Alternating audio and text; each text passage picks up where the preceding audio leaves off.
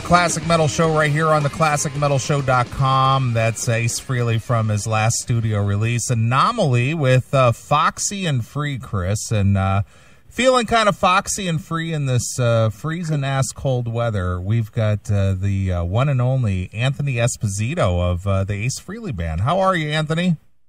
I'm awesome. Cold, but awesome. I'm actually sitting in my studio right now. I have a horse ranch out in Dillsburg, Pennsylvania, that I'm freezing my butt off in. I'm in the studio now with this phenomenal young female singer named Monica Walker, who you're definitely going to be hearing lots of amazing stuff from. She's incredible. She's 21 years old and just over bubbling with talent. But, yeah, Foxy and Free. Original title, here's a little trivia for you. Original title for that song was called Hard For Me, and the chorus was, if I remember, it was like, you make it hard for me, you make it so hard I can't see.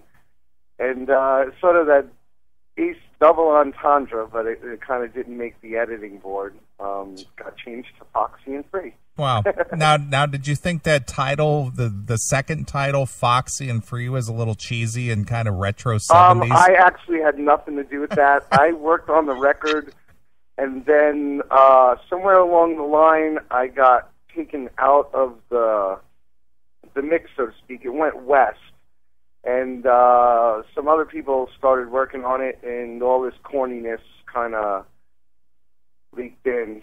Kind of, I guess. Well, yeah, it sounds like it went south, Anthony. It sounds like it went south. I don't know, like Space Bear used to be called Skells, because one of Ace's best friends, Mike the Hat, is an EMT in Manhattan, and he occasionally has to go rescue a overdose addict on the road that had passed on, and they're all emaciated and withered, and they're called Skells among the insiders. And so that nasty lick used to be called Skells, and somehow it ended up being called Space Bear or something. But yeah, there were a lot of changes. It went west, and some things changed, and some things stayed the same. Sure. Well, Anthony, you are certainly busy. You have this new project called Pisser out there with yourself and Frank from Guns N' Roses and a couple other guys. Why don't you clue people in a little bit about that project, how it came to be, and how you put it together? Pisser's not a new thing. Pisser's been around. We're kind of like this East Village, New York rock and roll, like sort of old school style Stooges, MC5, old Aerosmith kind of vibe. Not trying to reinvent the wheel. We're just trying to play it really well, like it deserves to be played. Good rock, And the lead singer is this fantastic guy named Eric Toast, who's one of the best frontmen I've ever worked with in my life. And he's so talented. He comes up with great ideas, great songs, and Frank Ferrer from Guns N' Roses is the phenomenal drummer, and he's got a pocket so big the whole world could climb into it. And I play bass, and then we had this revolving door.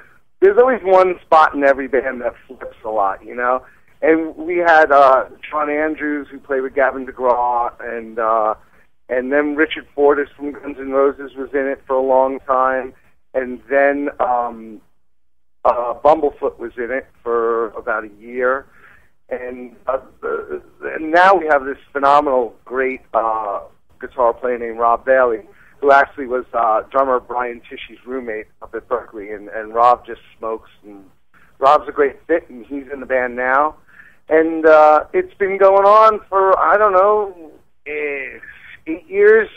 The kind of thing is like, it always seems to work out that Guns is out when Ace is home, and Ace is out when Guns are home, and we end up playing 2 or 3 gigs a year, and everybody after the gig goes, "Oh my God, you guys are incredible, where can I buy it?" And we go, so we're trying to squeeze in some tracking before Guns goes out again. I think they're going out at the end of March or something, so we're going to try to get Frank in here and lay some stuff down so we could actually put something out, Well, I was under the impression that Oni Logan was the greatest vocalist you ever worked with. Is there any truth to I that? love Oni. Oni's like my brother. He's my old dear friend. I miss Oni. I made a great record with Oni, and I was part of a great record that I will put that record up against any record that came out in that type of music before or after it. I think it's better than anything Dokken ever did, and it's better than anything George ever did after it. And that record just was the right four people in the right room with the right producer at the right time, and it was just one of those things, I love that record. Sure. Well, Anthony, talk a little bit about working with guitar players, because you've certainly worked with two of the biggest ever, with Ace and with George Lynch. Guitarists widely known as being temperamental. Have you seen that with either of those guys? With what? Say that again. I'm like, I'm in the middle of nowhere, literally. Like I have cows right outside my door. What I guess I was asking is, are either George or Ace temperamental to work with in the studio? Well, it's two different. It was two different situations for me. With George, I was a band member. Lynch Mob started out as a band, and we all had our say, and we all had our input, and we all had our stamp on the thing. And George and I were best friends and worst enemies at the same time. And he's a phenomenal guitar player, like one of the best guitar players there is. But there are other issues involved there, and not really. I wouldn't say temperamental. I would just say, it was one of those relationships. It was definitely, bipolar. It was great at times, and it was really ugly at times. But Ace was my boss. It wasn't a band. It never was a band. It's Ace Frehley. It wasn't, nobody in the crowd would have asked for a refund if I wasn't playing bass, So it was kind of like, with Ace I did everything. I tour managed, I stage managed, I was dealing with the merch, I was looking at the contracts, I was booking the hotels, and playing bass on top of it.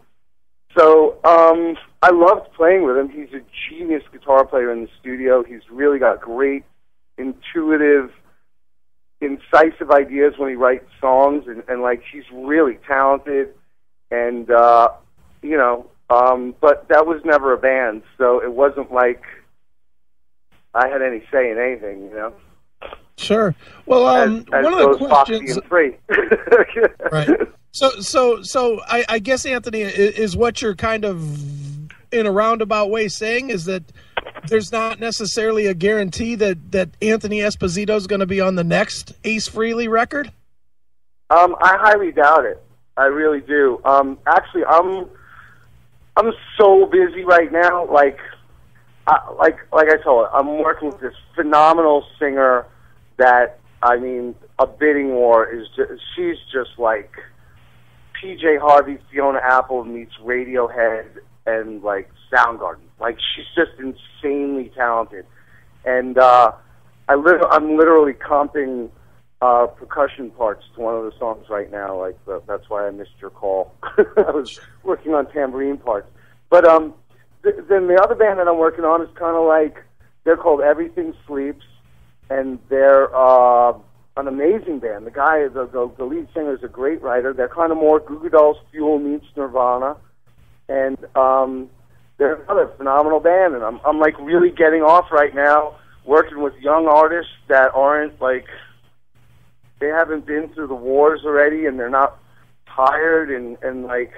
they're really excited, and it's the beginning of the parade, and looking forward as opposed to, oh yeah, this, and you know what I mean? Like there's that freshness, that vitality, that newborn vibe that just is so awesome to be around, Sure.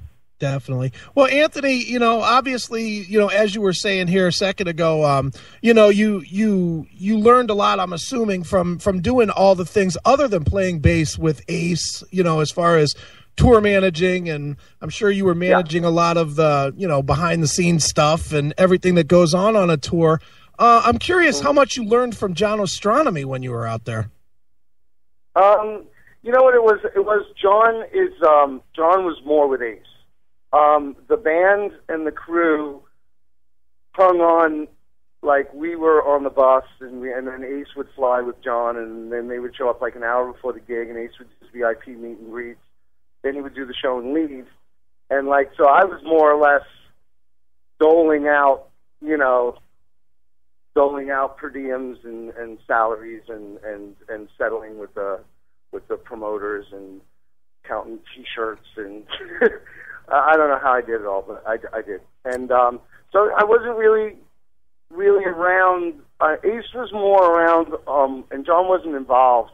But when Ace was more around, it was more in the beginning, like the Rocket Ride tour in '08 and '09 and 2010 when we went out. Ace was on the bus, and Ace was with the band, and Ace was pretty much with us. And on the last couple runs, he'd stay at a different hotel, and most of the time, and he would fly, and so we wouldn't really. That was like the A team, and we were like the B team, Nice. Well, Anthony, you've had a lot of experience. Now that you. I made Wicked when I was 21 years old. Is that right?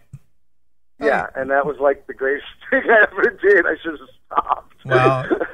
Well, I got to be honest. That is one of my favorite CDs of all time. So yeah, I wish that guitar guy would give me a buzz, man. I was always like, I would love to go out and with Oni and him, and if Mick couldn't do it because he was doing Nugent or Doc, and then grab like Scott Coogan or somebody who's a phenomenal drummer who played with Ace and all that, and I think I would love to go out and just play the first record, Sure. I mean, well, I agree. I would love to do that. Well, I agree, Anthony, and I know that one of the main reasons we have you on here tonight is to talk about your latest project, etc. But a lot of fans are always interested in days gone by, as it were, as I am.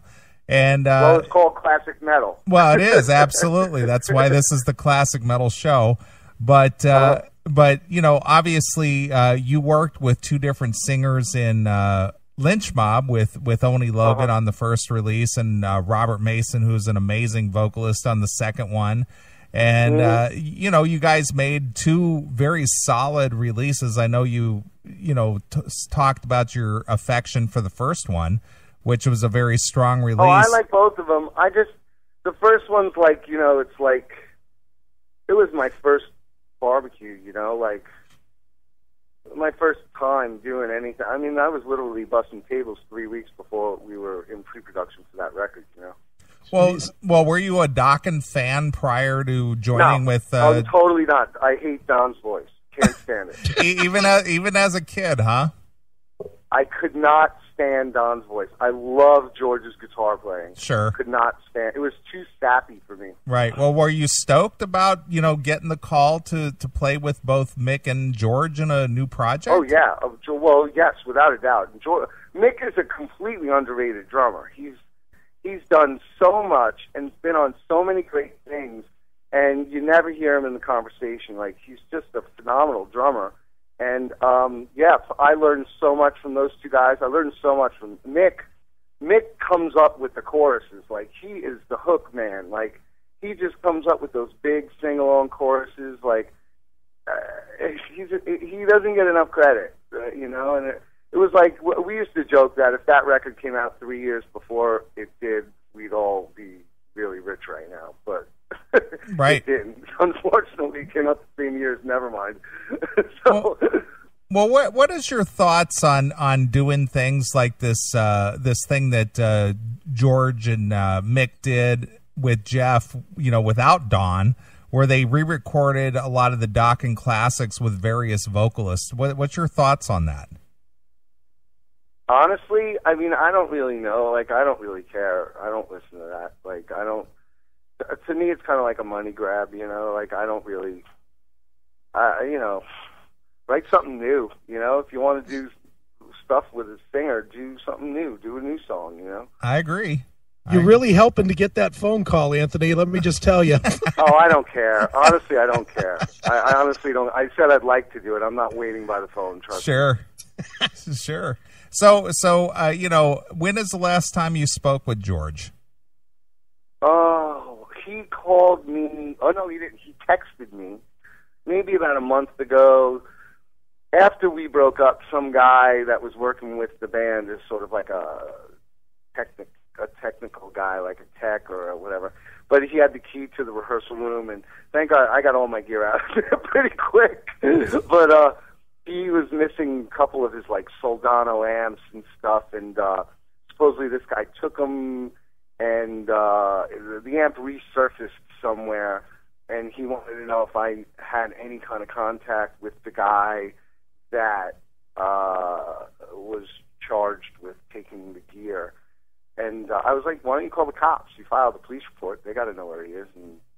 And so that's what he did. That was the last time he got in contact with me. Sure. And trust me, he has no desire to play with me anymore. That's sad. So what was your impressions of the Smoke This release?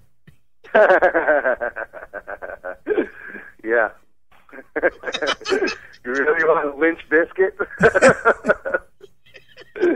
No, it's like, that was ridiculous. That was like, we did a tour in 97, and we had this god-awful guy singing. I'm like, just get Oni or Robert back. I don't want to play with anybody else. And Oni didn't want to do it, and Robert sort of floundered and last minute pulled out, so we had to find this guy who walked in like the day before the tour dates were booked. And we did this run. So the plan was on the 97-98 tour was to come off the road and find a new singer and go in and do a new record, you know? And I was like, all right, awesome, let's do it, you know? And I get this call from George, and he asked me something, and I'm like, well, what are we doing? Are we looking for a singer? Like, and I had a list of singers that I wanted to contact. I really only wanted Robert or Oni, but George wanted to at least, you know, interview people and audition people. So I had a list, and I thought he was calling me to get the list of singers, and it turned out he's like, oh, no, I found all these young guys, and they were sleeping on my couch and doing this record really cheap, and yeah, so that's going to be the new Lynch Mob record. And I was like, what? I'm like, weren't we looking for a singer? Like, now you're doing another, and there's another bass player and a whole new band except for you, and I didn't know what it sounded like. Thank God I wasn't on that record if that's what he wanted to do, because I really have, I wouldn't have played on it if that was the way that he wanted to go. Nice. Well, Anthony, you mentioned earlier, let's swing it back to the Project Pisser. You mentioned earlier that, you know, the biggest hang-up so far has been the scheduling, you know, between yourself and Frank, it sounds like primarily. With that said, you know, and certainly there's no letting up for, sounds like you're super busy. I wish I would just get the Guns gig. Then it would be easier for Pisser to schedule. We'd all be on the same page. No doubt, man. So at this point, man, what realistically are your goals with the project, knowing in advance that it's going to be tough? We're probably going to track. I mean, Pisser is like, we could track a record in 3 days. Like, literally, we are.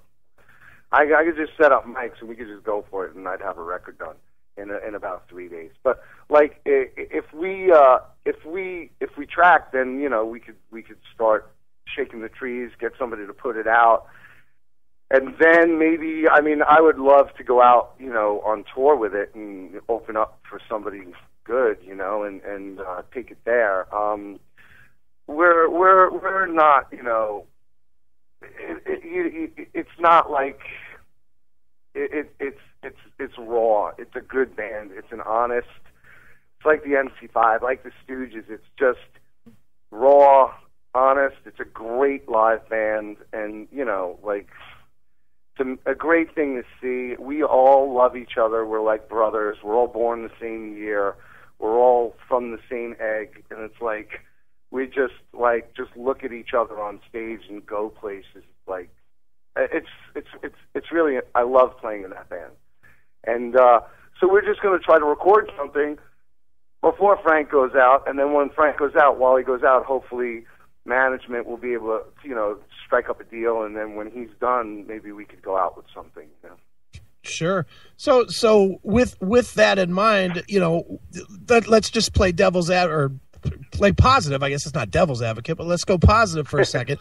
Let's just say that a deal does come along.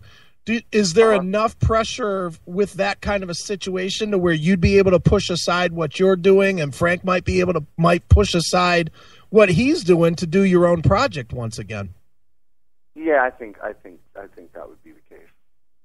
Okay. Pisser's so good it deserves attention, and that's the one thing that we all regret.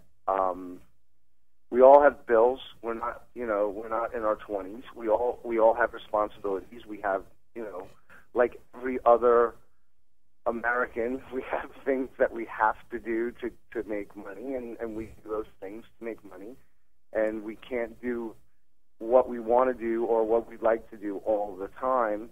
But if it comes to the point where we all feel like we all regret that we haven't given this as much attention as it deserves, and we consciously said as our resolution is to get Pisser out there and for people outside, because we only play like New Jersey, Pennsylvania, and New York, and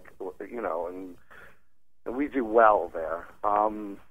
But we want to take it, way beyond that, and get people to actually come and get in a sweaty room with us, and just get sucked into our circle, because it's really good. We're honestly really a band, and it's just, I love that band.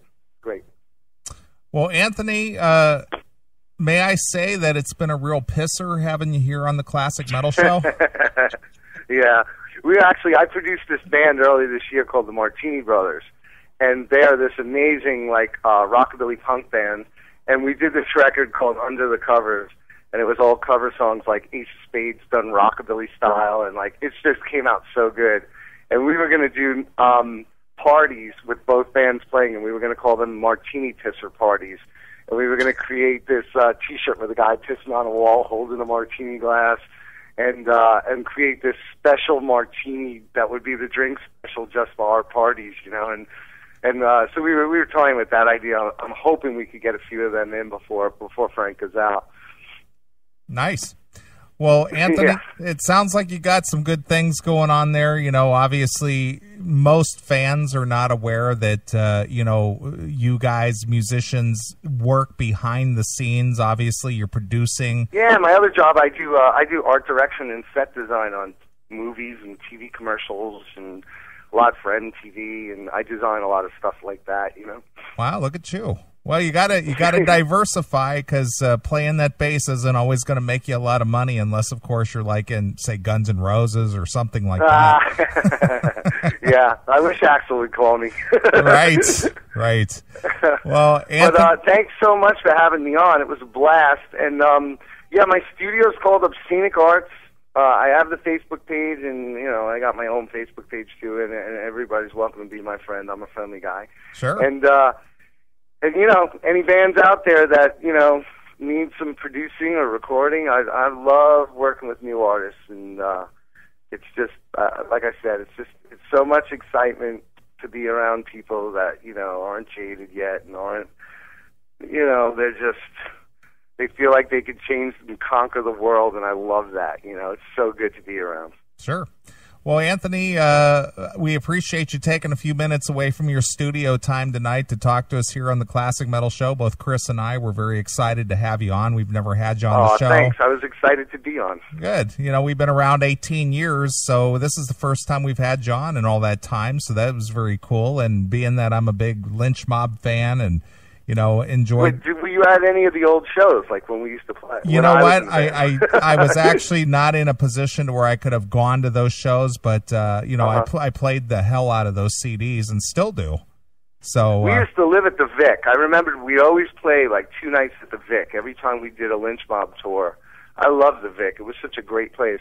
And then we'd end up like going to the Avalon afterwards and then getting into trouble, you know. Sure. But Chicago was an amazing, amazing town. It still is. I mean, it's just, I love Chicago. It's just too damn cold. Yeah, I agree with you there. All right, Anthony, again, I appreciate you taking the time. And since you're a bassist, we have a traditional classic metal show question that we ask everybody who's been on the show. We've got over 600 answers to this question. How has Lemmy from Motorhead influenced your career? Lemmy is the coolest, badass, like, musician ever. If you know how, like, the NBA logo is Jerry West dribbling the ball, if metal had a logo, Lemmy would be the logo, definitely with the bass and the mic stand up high and him reaching up for it. That would be the logo for metal, without a doubt. Absolutely. All right, well, look for Anthony out there on the Facebook page, and if you're, like you said, if you're a band looking for some production work and whatnot, hit him up. But we're going to close out with something from Pisser here called Wifey. Is that your wife? No, man. No. But what's the story behind that? You know what? That's you're gonna have Eric Toasty, our singer. He's got the twisted mind. So you're gonna have to have him when the record comes out come back on and explain to you his deranged, twisted way of looking at things. All right, excellent. All right, well, the new old project that features Anthony is called Pisser, so we're going to play it. It's Pisser with Wifey exclusively here on your classic metal show.